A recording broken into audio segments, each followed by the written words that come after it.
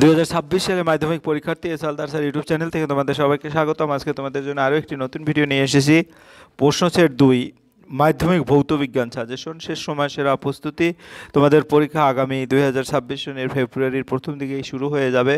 আমি তাই তোমাদের যাতে সুবিধার জন্য 2017 থেকে 2025 পর্যন্ত আসা সকল প্রশ্নের সমাধানের আঙ্গিকে আজকের আলোচনা হবে এমসিকিউ প্রশ্নের সমাধান। এমসিকিউ প্রশ্ন আসলে যেখানে গাণিতিক বিশ্লেষণ, যেখানে রাসায়নিক বিক্রিয়া, যেখানে তোমার গাণিতিক আলাদা আলাদা প্যাটার্ন বা চিত্রভিত্তিক সমস্ত প্রশ্নেরই বিশ্লেষণ দেখিয়ে আমি সমাধান দেখাবো। 2022 এবং 2023 সালের মোট 30টি এমসিকিউ গাণিতিক বিশ্লেষণ সহ সমাধান। কাজে তোমরা যারা এখনও আমার চ্যানেলটিকে সাবস্ক্রাইব করোনি, তারা এখনই চ্যানেলটিকে সাবস্ক্রাইব করে বেল আইকনটি প্রেস করে দাও এরকম আর অনেক ভিডিও পাওয়ার জন্য।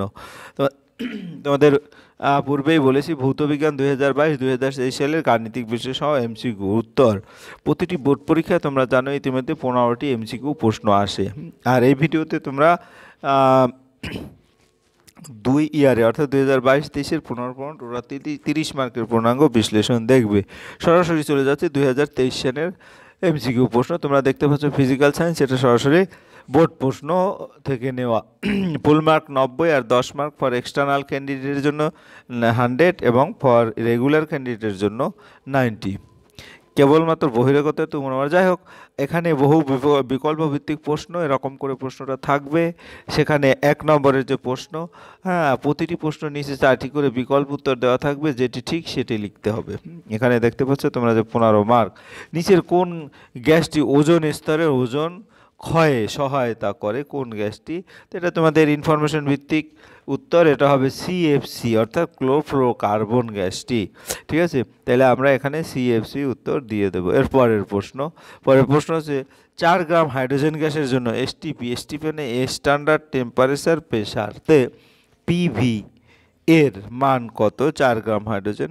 তাহলে এখানে আমরা জানি পিভি সমান এনআরটি। ঠিক আছে, পিভি সমান এনআরটি, এরকম একটা সূত্র জানি আমরা, এনআরটি। ঠিক আছে, তাহলে এখন 4 গ্রাম অর্থাৎ এই এনটা আবার কি? আণবিক ভর ডিভাইডেড স্মল এম। তাহলে একটা হাইড্রোজেন অণুর ভর কত? 1, আর আণবিক ভর হচ্ছে এখানে দেওয়া আছে 4 গ্রাম। তাহলে টোটাল 4 ডিভাইডেড এই 1 আর আরটি অর্থাৎ টোটাল 4 আরটি হবে উত্তর। এই কারণে এটা 4 আরটি। ঠিক আছে, আশা করি বুঝতে পেরেছ। এরপর 32 গ্রাম কার্বনকে সম্পূর্ণ পুড়িয়ে কার্বন ডাইঅক্সাইড তৈরি করতে কত গ্রাম অক্সিজেন লাগবে? এখানে কার্বন 12 দেওয়া আছে, অক্সিজেন 16 দেওয়া আছে।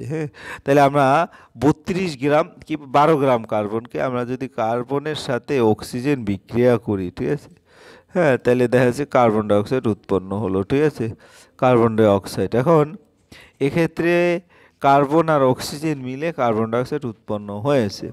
তাহলে 12 গ্রামকে সম্পূর্ণরূপে পুড়িয়ে কার্বনের 12 গ্রাম, তাই আমরা 12 গ্রামে, আর অক্সিজেন তাহলে 32 অর্থাৎ 16, 12 আর 32 44। এখানে 44 গ্রাম অক্সিজেন এবং কার্বন মিলে হচ্ছে। তাই 12 গ্রাম কার্বনকে, তাহলে 12 গ্রাম এখানে কার্বনের সরাসরি 12ই আছে। পুড়িয়ে সম্পূর্ণ কার্বন ডাইঅক্সাইড তৈরিতে কত গ্রাম? এই যে অক্সিজেন দুটো দেখা যাচ্ছে, দুটো অক্সিজেন 16 দুগুণ 32, একবার সহজ উত্তর। তরলের কত প্রকার তাপীয় প্রসারণ গুণাঙ্ক আছে? 2 রকমের তাপীয় প্রসারণ গুণাঙ্ক আছে। 4 হয়ে গেল। এরপরে 5, প্রিজমের মধ্যে দিয়ে সাদা আলোর প্রতিসরণের ক্ষেত্রে যে বর্ণের বিচ্যুতি সর্বনিম্ন সেটি হলো কি? সেটি হলো, আমরা যদি একটু দেখি, লাল বর্ণের বিচ্যুতি সবচেয়ে কম। এরপরে কোনো এক অবতল দর্পণে প্রতিফলিত রশ্মি অবিলম্বের সঙ্গে 45 ডিগ্রি কোণ উৎপন্ন করলে আপাতন কোণের মানও 45 ডিগ্রি। ঠিক আছে, অর্থাৎ কোনো এক অবতল দর্পণে প্রতিফলিত রশ্মি অবিলম্বের সাথে প্রতিফলিত রশ্মি বলতে ইনসিডেন্ট অ্যাঙ্গেল আপাতিত রশ্মি, এটা হবে প্রতিফলিত রশ্মি। 45 ডিগ্রি যদি কোণ উৎপন্ন করে, আপাতন কোণের মান কত হবে? তাহলে সেটাও 45 ডিগ্রি, কারণ I/R আমরা জানি। পরিবাহিতাঙ্কের একক কোনটি? মোহ পার মিটার উত্তর। তারপরে 40 ওহম রোধ বিশিষ্ট একটি পরিবাহের মধ্যে দিয়ে, ওহম বলতে আর বোঝাচ্ছে, তাই 40 ওহম রোধ। ঠিক আছে, এখানে 40 ওহম। তারপরে 2 এম্পিয়ার, এখানে আই হচ্ছে 2 এম্পিয়ার, তাহলে 0.2 এম্পিয়ার। ঠিক আছে, তাহলে এম্পিয়ার তড়িৎ প্রবাহিত হলে পরিবাহীর দুই প্রান্তের বিভব পার্থক্য কত? আমরা জানি কি ভি সমান আইআর।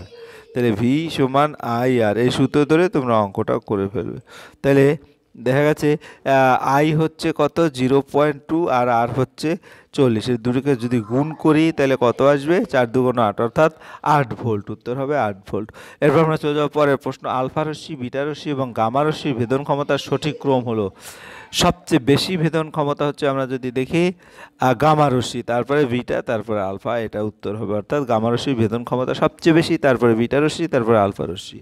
তারপরে দীর্ঘ পর্যায় সারণী চতুর্থ পর্যায়ে কতগুলো মৌলিক পদার্থ আছে? হ্যাঁ, আমরা যদি একটু লক্ষ্য করি 2n² যে সূত্র, অর্থাৎ প্রথমটায় 2, তারপরে 8, 2, 8, 8, এরকম 18টি, অর্থাৎ উত্তর হবে 18টি। এবার ক্যালসিয়াম অক্সাইড গঠনে কয়টি ইলেকট্রন ক্যালসিয়াম পরমাণু থেকে অক্সিজেন পর্যন্ত স্থানান্তরিত হয়? হ্যাঁ, অক্সিজেন ও ক্যালসিয়ামের পারমাণবিক সংখ্যা যথাক্রমে 8 এবং 20। এখানে ক্যালসিয়াম অক্সাইড গঠনে কয়টি ইলেকট্রন? 2টি ইলেকট্রন। হ্যাঁ, তড়িৎ বিশ্লেষণী পদ্ধতিতে অ্যালুমিনিয়াম নিষ্কাশন যে গলিত মিশ্রণ ব্যবহার করা হয়, হ্যাঁ, তাতে ক্রায়োলাইট এবং ফ্লোরোস্কোপের সঙ্গে নিচের কোনটি থাকে? বিশুদ্ধ অ্যালুমিনা। মনে রাখবে ইনফরমেশনগত। নাইট্রোজেন গ্যাসের পরীক্ষাগার প্রস্তুতির জন্য নিচের কোন যৌগ দুটির মিশ্র জলীয় দ্রবণ ব্যবহার করা হয়? সোডিয়াম নাইট্রাইট এবং অ্যামোনিয়াম ক্লোরাইড। নিচের কোনটি জিঙ্কের আকরিক ব্লেন্ডের সংকেত? জিঙ্ক সালফাইডকে জিঙ্কের আকরিক ব্লেন্ডের বলা হয়। এরপরে তোমার 13 নম্বর, নাইট্রোজেন গ্যাসের পরীক্ষাগার প্রস্তুতির জন্য নিচের কোনটি, এটা তো বলেছি, যাই হোক। এরপর 15 নম্বর, নিচের কোনটি একটি অ্যালকোহল? এটা হচ্ছে CH3CH2OH, অর্থাৎ ইথাইল অ্যালকোহল বলে এটাকে। আর এটা অ্যাসিটোন বা কিটোন, এটা অ্যালডিহাইড, আর এটা কার্বক্সিলিক অ্যাসিড। কাজে এইটাই হচ্ছে তোমার অ্যালকোহল। এরপর আমরা চলে যাব ভৌতবিজ্ঞান 2022-এর প্রশ্ন দেখতে।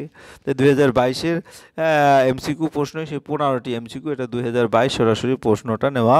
তাহলে 1 নম্বর প্রশ্ন, বায়ুমণ্ডলে কোন স্তরের ঘনত্ব সবচেয়ে বেশি? আমরা যদি বলি ট্রোপোস্ফিয়ার, অর্থাৎ এ নম্বর উত্তর, ট্রোপোস্ফিয়ারের ঘনত্ব সবচেয়ে বেশি। এরপরে প্রশ্ন, গ্যাস সংক্রান্ত বলের সূত্রে লেখচিত্রটি হলো বি। এটা কি গ্যাসের এটা উত্তর হবে বি, মানে এই যে এইটা। হ্যাঁ, অর্থাৎ যখন আয়তন বাড়ে তখন চাপ কমে। কীভাবে কমে? ডাইরেক্টলি না, একটু এক্সপোনেনশিয়াল কমে। গ্যাসীয় পদার্থের আণবিক ভর m এবং বাষ্প ঘনত্ব d সম্পর্কটি আমাদের এটা সূত্র মনে রাখতে হবে, সমান 2d, অর্থাৎ ডি নম্বরের উত্তর হবে। এরপর আমরা চলে যাব পরের প্রশ্ন। হ্যাঁ, গ্যাসেরটা তো বলছি, গ্যাসের এটাও বলেছি, এবং সরাসরি চলে যাব পরের প্রশ্ন। একটি অবতল দর্পণের বক্রতার ব্যাসার্ধ 20 সেন্টিমিটার হলে দর্পণটির ফোকাস দৈর্ঘ্য কত? তাহলে ফোকাস দূরত্ব, আমরা যদি দেখি এফ কে বলা হয় ফোকাস দূরত্ব, এফ সমান r/2, এরকম একটা সূত্র আছে, ঠিক আছে। তাহলে একটি বক্রতার ব্যাসার্ধ যদি 20 হয় সেন্টিমিটার, তাহলে ফোকাস দৈর্ঘ্য এফ সমান r/2, তাহলে 20-র অর্ধেক, অর্থাৎ 10 সেন্টিমিটার। দৃশ্যমান আলোক তরঙ্গ দৈর্ঘ্য থেকে নিচের কোনটি তরঙ্গ দৈর্ঘ্য বড়? অতি অবহেলিত রশ্মির তরঙ্গ দৈর্ঘ্য বড়। 1/5। এবারে 6, দন্ত চিকিৎসকগণ ব্যবহার করেন অবতল দর্পণ, এটা দন্ত চিকিৎসকগণ ইনফরমেশনগত মুখস্থ রাখবে। তারপরের প্রশ্ন, একটি ইলেকট্রনের আধান, এটাও কিন্তু মুখস্থ রাখবে, ইলেকট্রন মাইনাস হয় 1.6 × 10⁻⁻19 কুলম। এরপর এটা 1/7, 1/8, পরিবাহী রোধ, এগুলি কিন্তু সরাসরি তোমার মাধ্যমিক প্রশ্ন 2022 থেকে নেওয়া, এবং তারই উত্তরগুলি দেখলে তোমাদের কি হবে, দেখা গেছে এই প্যাটার্নে প্রশ্ন তোমরা দেখলে বুঝতে পারবে যে আসলে এই ধরনের বিভিন্ন ইয়ারের প্রশ্ন। এই কারণে আমি বলবো প্রতিটা স্টুডেন্টেরই বিগত বছরের প্রশ্নগুলি ভালো করে দেখা উচিত, এবং কোন প্যাটার্নে আছে সেই প্রশ্নগুলি উত্তরগুলি ঠিকঠাক করে পড়ে যাওয়া উচিত। যাই হোক, অপরিবর্তিত থাকলে পরিবেশের উৎপন্ন তাপের এবং প্রবাহ মাত্রা রায়ের সাথে সম্পর্ক। এখানে সম্পর্কটা হচ্ছে কি, যখন তাপ হবে কি, হ্যাঁ, তো প্রবাহ মাত্রার বর্গের সমানুপাতিক, অর্থাৎ সি নম্বর। কোনো পরিবাহীর মধ্যে দিয়ে 2 মিনিটে 12 কুলম আধান প্রবাহিত হলে তড়িৎ প্রবাহ মাত্রা কত? 2 মিনিটে, অর্থাৎ টি সমান 2 মিনিট। টি যদি বলি 2 মিনিট, 2 মিনিট মানে টি ইন্টু 60, অর্থাৎ 120 সেকেন্ড। আমরা যদি সেকেন্ডে নেই তাহলে এখানে 120 সেকেন্ড হলো। হ্যাঁ, তারপরে কি হলো, আধান কিউ, কিউ হচ্ছে 12 কুলম। হ্যাঁ, কিউ গেল 12 কুলম। তাহলে তড়িৎ প্রবাহ মাত্রা আমরা জানি কিউ সমান আইটি, তাহলে আই সমান হবে কি Q by T, Q by T, ঠিক আছে, কিউ বাই টি। তাহলে কিউ হচ্ছে এখানে 12, টি হচ্ছে 120। তো 12 ডিভাইডেড 120 হলে 0.1 হবে উত্তর, অর্থাৎ বি নম্বর উত্তর 0.1 এম্পিয়ার। তারপরে দীর্ঘ পর্যায় সারণীর শ্রেণীর সংখ্যা আমি বলছি, তোমাদের পিরিয়ডিক টেবিলটা খুব ভালো করে দেখবে, আমি পরের ভিডিওতেই তোমাদের পিরিয়ডিক টেবিল দেখিয়ে দেবো। অর্থাৎ সি 18টি। তারপরে দীর্ঘ পর্যায় সারণী 17 এর অন্তর্গত ক্লোরিন, তারপরে আয়োডিন, ফ্লোরিন এবং ব্রোমিনের জারণ ধর্মের ক্রম হলো, হ্যাঁ, এটা হচ্ছে তোমার ডি নম্বর উত্তর, ফ্লোরিন, তারপর ক্লোরিন, তারপর ব্রোমিন, তারপর আয়োডিন। এরপরে চলে যাও পরের প্রশ্ন 1-12। হ্যাঁ, 1-12 প্রশ্নটা যদি এখানে নিচের কোন আয়নিক যৌগের ক্ষেত্রে কোনো আয়নের অষ্টক নেই, এটা হচ্ছে তোমার লিথিয়াম হাইড্রাইড, লিথিয়াম হাইড্রাইড। নিচের কোন যৌগটি কঠিন অবস্থা অণু দ্বারা গঠিত নয়, এটা হচ্ছে সোডিয়াম ফ্লুরাইড, সোডিয়াম ফ্লুরাইড, অর্থাৎ সি নম্বরের উত্তর।